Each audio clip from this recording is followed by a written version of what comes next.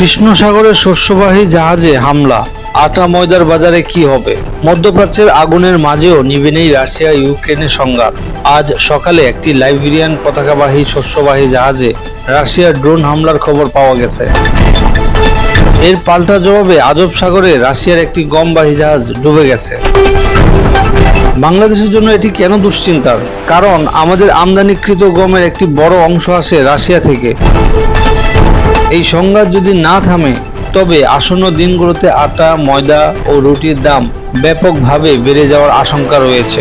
আন্তর্জাতিক বাজারে গমের ফিউচার প্রাইস ইতিমধ্যে গত 24 ঘন্টায় 3.5% বৃদ্ধি পেয়েছে।